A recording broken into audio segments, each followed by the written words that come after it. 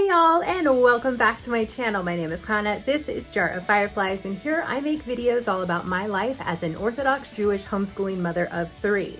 And in today's long-awaited video, I will be telling you the story of my Orthodox Jewish wedding. Okay, I have been wanting to film this video for just what feels like absolutely forever, ever since I was on that camping trip where I told you guys the how we met story, which I will link to in the description box below. If you didn't see that yet, you can go back whenever and watch that story of how I met my husband. But today's story is going to focus all about our wedding. Okay, so our wedding was like 10 years ago. So I'm doing my best to remember everything, and then I've got some pictures here. Now, I did want to say the reason it took so long to get this video made was because we had moved out of our house when we did our remodel, and then we moved back in, but my books were the very last things to be unpacked, as in they are still not unpacked yet. But I did dig through all of the books and boxes to pull out certain books that I did need, including our wedding album. And at some point, I found a stack of photographs from our wedding too. So that's what I'm going to be using as I tell the story. I will clip in pictures from either the wedding album or from these photographs. Okay, let's dive in. Okay, so I will start by saying that I am a Sephardi Jew, and about 80% of Jews in America are Ashkenaz. Okay, so the Ashkenaz are the Jews from Europe, and the Sephardi Jews are the ones who were expelled from Spain during the Inquisition around 1492, and they settled in different places around the Middle East and Northern Africa primarily. So there will be some differences in my wedding from an Ashkenaz wedding, and I will try to point those differences out where I know that there are differences. I may not know all the things because I do not know all the things, but for the most part, a Jewish wedding is a Jewish wedding. So they all pretty much look the same. And yes, it was a big giant party. Oh, and I also wanted to say that we don't touch before the wedding. That's right. Like, I don't mean like we don't kiss before the wedding or stuff like that, but like we don't hold hands, we don't hug. There's not even like a side hug going on. Like, we don't touch before the wedding. We don't touch when we date. We don't touch while we're engaged. We touch at the wedding. That's the first time. So keep that in mind also as you're hearing about our wedding. Okay, I'm looking down at my notes here, and I have literally like 3 paragraphs of notes that are like, let me start by saying, and let me also start by saying, and okay, so, but really, let me also start by saying that I did not want to have a big wedding. I wanted a little backyard wedding. I was like, can we just invite 10 people? Like, do we need to invite 10 people? Yes, you do need to have 10 people at your wedding. It's like a thing. But I didn't want to have like a huge, big wedding. I'm an introvert, not a huge fan of people in general. I like my friends, okay? There's certain people that I like. But in general, like a huge party, especially one like for me, is not my idea of a good time, like at all. Okay, so, and I had been living in California when we were dating and engaged. So I had just moved back to Texas, like right before our wedding. So I didn't really know a lot of people in Texas anyways. So I probably invited like 10 people to the wedding. My husband invited the other 250. No, the reason that we had such a big wedding is because my husband's family was coming from Israel, and they were like, we are not coming all the way across the ocean for a backyard wedding. We are coming to party. And party they did. Okay, so speaking of my husband's family coming over from Israel, I had never met my husband's family before, like at all. So they come in like sometime within a week of the wedding. It was not a lot of time, and they all just kind of show up like a tornado. Everybody is speaking in Hebrew, and when I mean speaking, like they're speaking loudly, like they don't use the calm, quiet indoor voices. They use loud Israeli voices, and they're all talking on top of each other, and I don't understand a word of what is going on. They were so excited to see my husband. They were so excited to meet me. Suitcases were being thrown open like all over our little apartment there, which yeah, we had gotten an apartment there about a month or so before we got married, and my husband was living there, and then I was going to move in as soon as the wedding was over. While I was waiting for the wedding to actually occur, I was living just like a couple of streets over with a lovely woman who opened her home to me. So I stayed with her. But yeah, suitcases everywhere, Hebrew being shouted and gifts being tossed around, and like I couldn't even keep up with everything. It was crazy. And then they all left to go to wherever they were sleeping for the night, and I was just like, oh, deep breaths. Okay, people. But it was totally okay. I mean, they were basically everything that you would expect from like a big Moroccan family. So, and I was very excited because I wanted a big Moroccan family. Like, that was fantastic.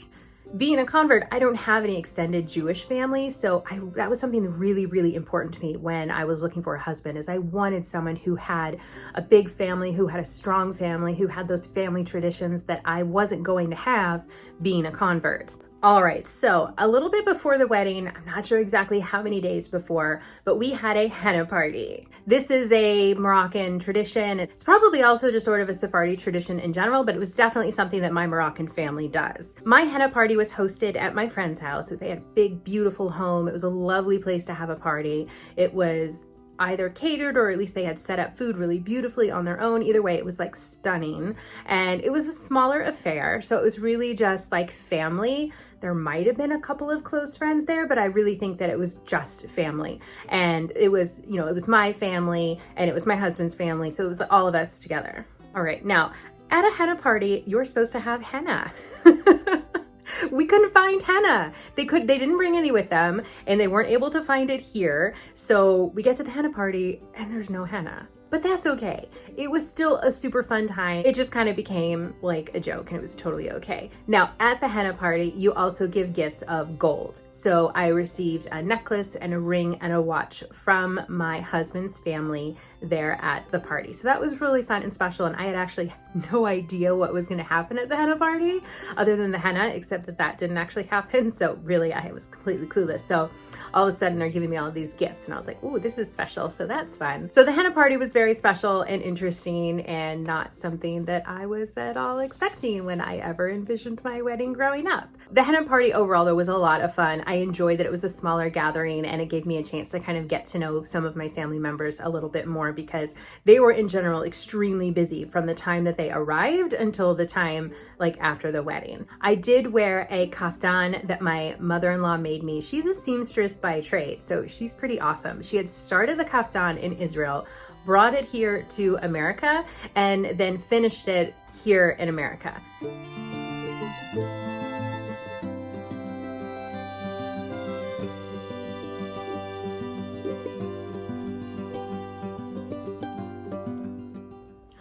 Okay, couple of fun things. We do not have a rehearsal dinner. That's like not really a thing in Orthodox Judaism. We don't have a rehearsal dinner, don't have a bridal party. There's not like a flower girl and all that, you know, bridesmaids and best men and all that stuff. It's also not traditional to have a bridal shower. I ended up having one anyways because my side of the family, who is used to things like bridal showers, did throw a bridal shower for me, and that was super fun. But like in general, that's not really something that we do. Okay, so now the day before the wedding. So the day before the wedding, a bride will go to the mikvah. I went with my sister-in-law and my mother-in-law, and I did my immersion in the mikvah. So after I have immersed in the mikvah, I am not supposed to be alone until the wedding. I'm also not supposed to see my chatan, my groom, until the wedding. Now, the Ashkenaz have a slightly different tradition here at this point. So the Ashkenaz do not see each other, the bride and groom, they do not see each other for an entire week before the wedding. So I'm glad that it was just like one night. But yeah, for us, it's just the one day. So at that point, my sister-in-law, she just hung out with me, and she was like my person so that I wouldn't be alone after that. Now she had to go back to finish helping with the cooking and things there at the synagogue. Okay, so we did not have a caterer. My mother-in-law and my sisters-in-law came and did all of the cooking. And I think there was like maybe a couple women from the community that also came and helped. I can't remember exactly because I was not there. I was doing other things, but they were there cooking, and they baked all the chalot, and they did all the cooking for the wedding. Like, it was totally like, it was very impressive. Let's just say they're very impressive women. So after the mikvah, we ended up going back up to the synagogue so that my sister-in-law could help finish with some of the cooking and things like that, and I was able to kind of see how the setup was a little bit. The actual wedding, like the chuppah part of the wedding, the ceremony was going to be outside in a courtyard, and then the dinner after and the dancing and all that was going to be indoors in a big social hall. So I was hanging out in the social hall next to the kitchen and just kind of laying on some chairs because I was kind of tired. It's a little exhausting to get ready for a wedding, but I was able to see the beautiful tables that were set up.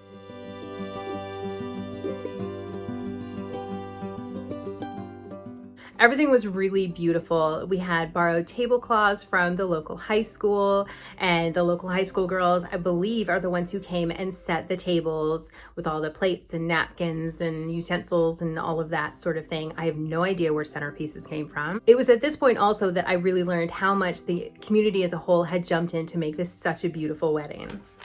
So like my brother-in-law was up there setting up the table where my husband and I would be eating our dinner, which is like up at the front of everything. And it was gorgeous with like, I think there were flowers around it. There were beautiful tablecloths. I'm pretty sure I have a picture of that to show you guys.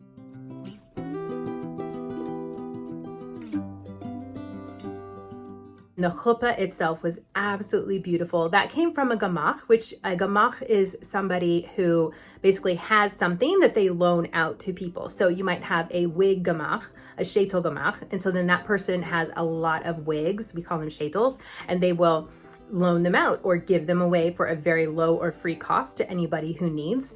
And you might have a clothing gemach, so it's somewhere you can go donate your clothing that you don't need anymore, and then they can be loaned out or sold for very inexpensive or given away to people, again, who need. So, but we had someone in our community who was a chuppah gemach. So she had a chuppah. So we used that from her. And then my brother-in-law decorated it beautifully. He's very talented at these things, quite the perfectionist. I loved it. But yeah, it was just really beautiful to see how everybody had come together to put everything together for us.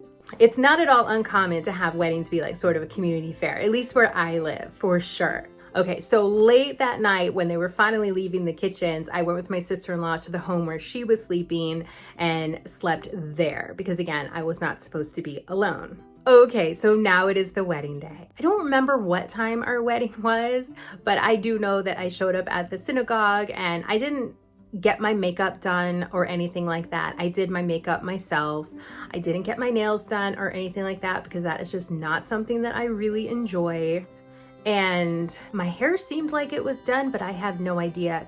I honestly can't remember if I had my hair done or if someone came and did it for me or like what the deal was. I don't remember anything about that, but I do know that at least in the pictures, it looks like my hair was done. So I'm assuming that somebody did that for me, but I don't remember.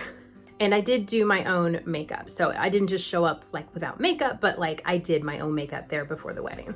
Okay, so let's talk about my dress a little bit. This is a fun story. So when I got engaged, one of my friends gave me her wedding dress. She is not at all sentimental, and she got married like 10 years prior to that, and her dress had just been like in a box in her closet for the last decade, or maybe in her attic or something like that. But it was a beautiful dress. She's like, the dress is still in great condition. I will send it to you. She goes, I don't want it back. You can cut it up, change it, alter it, however you need to, because she knew that I could, like her dress was a halter top. She knew that I couldn't wear like a halter top like that. It was, with the backless and the too low of a chest for me. So like, she was like, do whatever you want with it. I don't care. I don't want it back. Okay, so she sends the dress and it comes with this huge, beautiful, long detachable train also.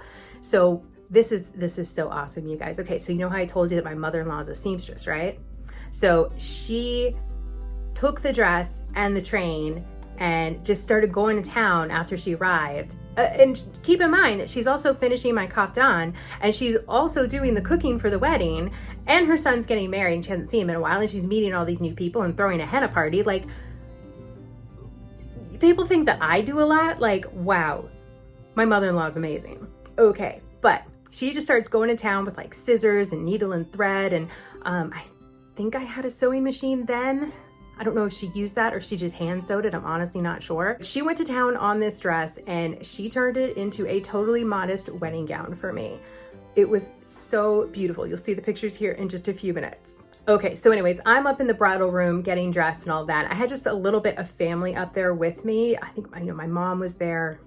My sister might have popped by. I can't totally remember who all was in there. May have been a sister-in-law or two at some point, but it was really mostly kind of like just me and some immediate family. It was very quiet, which I liked. All right, so here's another difference between Ashkenaz and Sephardi Jews on their wedding day. On their wedding day, Ashkenaz brides will fast. So I don't know if the groom does fast or not, if they're Ashkenaz. I don't know, maybe somebody can let me know in the comments below if an Ashkenaz groom fasts or not. But for sure, I know the bride does. But Sephardis do not fast on their wedding day. And that was great news for me because I am not the world's greatest faster and I don't enjoy it. So like, why would I want to do that on my wedding day? Okay, so, but the Sephardi Jews, the bride and groom, do not fast on their wedding day. And I was so happy about that. All right. Okay, I'm looking at my notes and I think the rest of these I'm going to say as a voiceover while I'm showing you wedding pictures. Okay, so I came downstairs and we did one of those first look photos. So these are those first look photos. And then we took a bunch of family photos and some of those kind of, like the posed photos and things like that. Oh, I have to tell you a story about my wedding bouquet real quick. I had no idea I was even going to have a wedding bouquet. I just showed up for the ceremony and somebody handed it to me. Isn't it gorgeous? I absolutely loved it.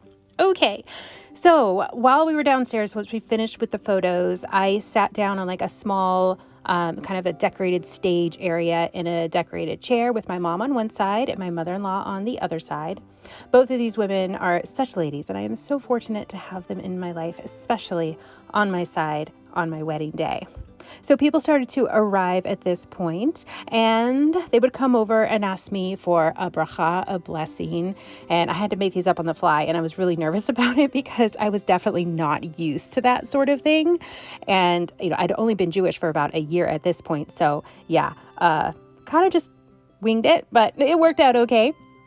It's a special thing to get a blessing from a bride on her wedding day, so that's why everybody would come to me for that. So at some point while all of this is going on, I start to hear a lot of singing, like loud, joyous singing, and it is coming from upstairs, and it is all the men singing and escorting my husband downstairs to me.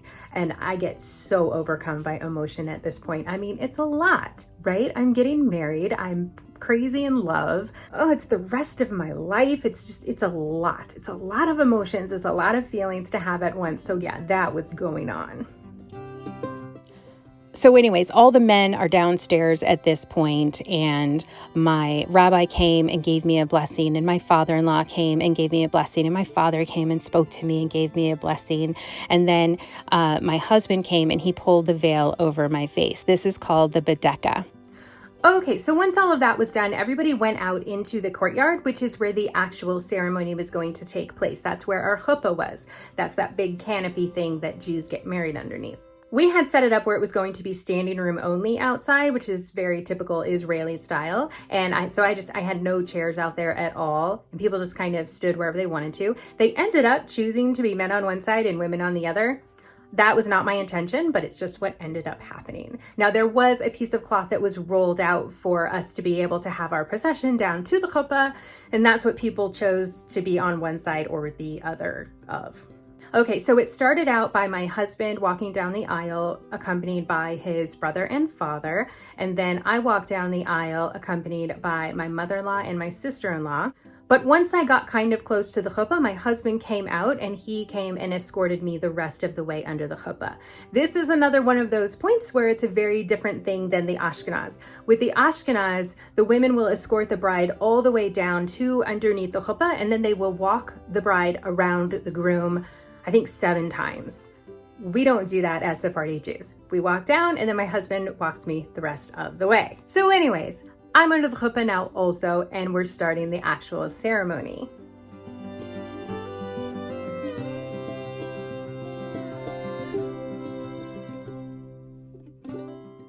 We do 7 blessings during the ceremony, and different people do each, and it is an honor. Like, we chose, my husband and I sat down and we chose who would do each of these blessings.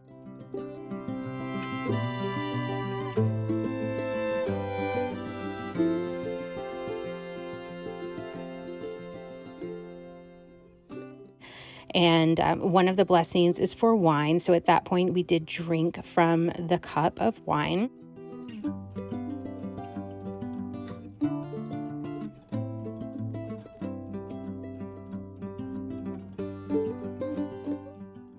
And then we did the reading of the ketubah, the wedding contract, by my father-in-law. So that was my father-in-law who's reading that for us. And then we do the ring next. My husband gives me a ring. I do not give him a ring. It's not part of the ceremony for the husband to get a ring. And then we break the glass, and then we walked back down the aisle. So at this point, we went into the rabbi's office, and there was somebody else in there with us. And like, I don't know, maybe the door was open. So we were not in there having a private time at all. Now, this is another one of those things that the Ashkenaz do different, as they do have private time together. As a Sephardi Jew, we don't do that, because if we did, I would have to start covering my hair right away. But because we were not alone, I did not have to start covering my hair until the next day. Okay, so then we went in and we started the reception. So we had our table there up at the front, and there was just a lot of dancing and singing. So it is a big thing to entertain the bride and groom, to make them happy and joyous. So everybody was very into the dancing and singing and trying to get me out on the dance floor, which I danced a little bit. I'm just not a huge fan of dancing, but that's okay. And people did know this, so they spent more time dancing and entertaining me than I spent like out there on the dance floor. Like, there was somebody there who was like dancing with a bottle of wine balancing on his head. There was different kind of shtick from the girls that were there dancing and doing fun things. There was another guy there who like juggled fire. Like, yeah, it was a blast. At the reception, we did have completely separate seating with a mechitza, which is like an actual partition between the men's side and the women's side. And at first, my family was just a little bit weirded out by this, but after we actually did it and got it going, like, my family absolutely loved it. My mom was with her sister, her niece, her daughter, her daughter-in-law, and a bunch more like nieces. So, and she just had so much fun being with all the girls. And my dad was over with my father-in-law and my brothers-in-law and my rabbi, and he just had a blast over there with the guys. So it may sound weird to like not sit with your family at a celebration like this, but my family loved it. Okay, folks, so there you have it, my wedding day story. I hope that you all enjoyed. If you did, please give this video a like. I would super appreciate that. And please hit that subscribe button if you haven't already. I would love to see you here again. All right, I hope you all have a wonderful rest of your day, and I will see you in my next upload.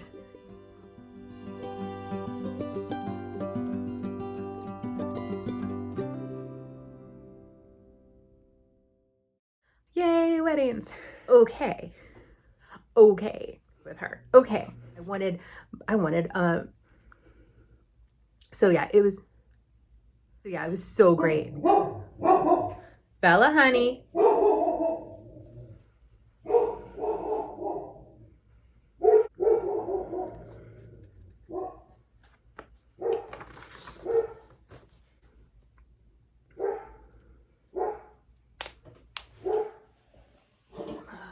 Till the dog stops barking.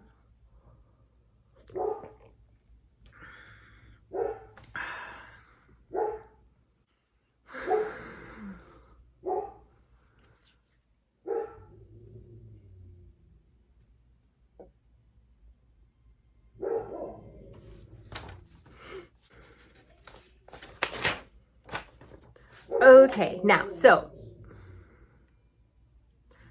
insert kaftan picture here. Okay, my husband, we did not have a kid. Okay, so I think the rest of, I don't remember where I left off now.